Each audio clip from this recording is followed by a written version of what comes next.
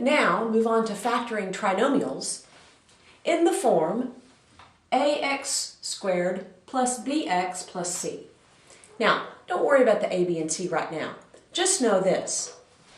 When you see a number here that's greater than 1, you're probably going to want to do this form of factoring of the trinomial.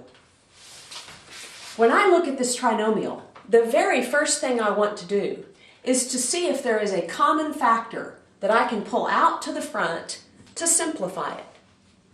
I notice there is no common factor. Of the 3 terms, there is nothing in common that I can pull out. So, I also notice that this exponent here is twice this exponent here. And that's going to make it possible for me to factor this into the final version of what most of you see as the FOIL. Okay, something that can be FOILed. All right, so this is factoring trinomials when the a is greater than 1. This little position here is greater than 1. The first thing that we're going to do is we're going to copy the first and the last terms. But we're going to spread them out a little bit to give this center space a little more room.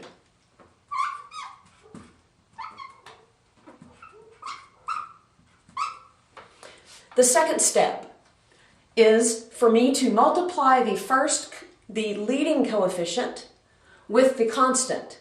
Or in other words, multiply the first and last numbers. 2 times 15 is 30. I'm going to write 30 over here, and I'm going to list all of the factors of 30 in order. 1 times 30, 2 times 15, 3 times 10, and 5 times 6. The next step that I'm going to do is I'm going to actually split up the middle term into 2 things that will give me a 13. The question is, when we're factoring these kinds of trinomials, is whether these 2 things should add to the middle or subtract from the middle. I don't want you to worry about that right this minute because I'm going to give you the rules. Here are the rules. If I see a plus in for the last term, if the last term is a plus, I'm going to add these 2 numbers to give myself a 13. Here's what I mean. I look at my list of factors over here. I notice that 2 and 15 would give me a 13 if I subtracted them, but 3 and 10 would give me a 13 if I added them. How do I know which to do? I'm always going to be adding to the middle term if there's a plus in the last position. So I pick the 3 and the 10 because those 2 will add to 13. So,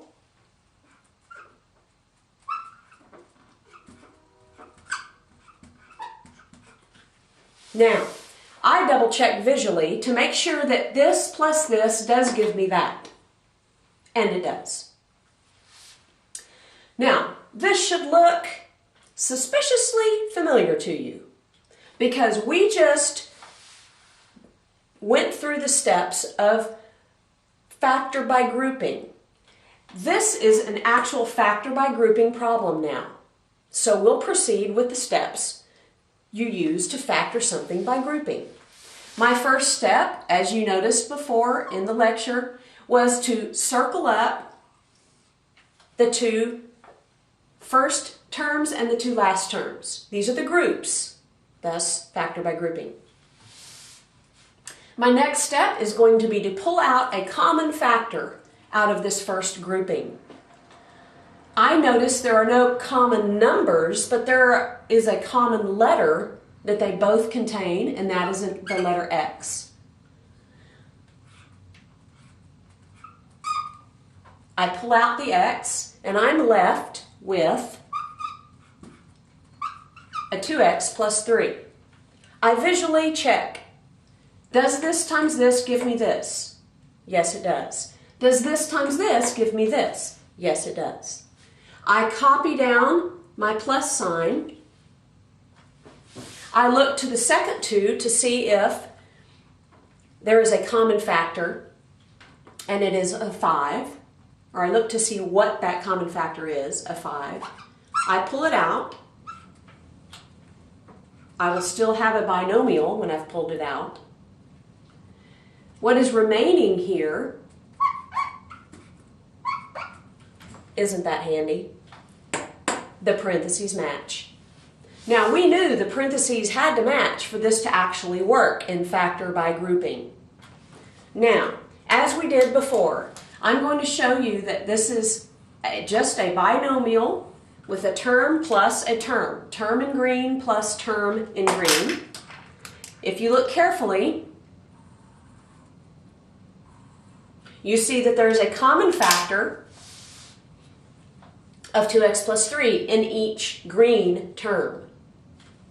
I'm going to take the red 2x plus 3 in each term and pull it to the front. Here's the red 2x plus 3 that I'm going to pull out. I'm going to be left with a big binomial. So my 2x plus 3 comes out here. When I've pulled that out, the only thing remaining on the green is the x plus 5. I finish up with a parentheses, and this is my answer. If I were to FOIL this, it really would go back to that. Now, isn't that easy? If you would like, as an additional step, you may want to go ahead and write them a little more spaced out properly, because this second one was rather spread out. So, there's my answer. This took no guessing and checking. It only took math skills. And there you have it.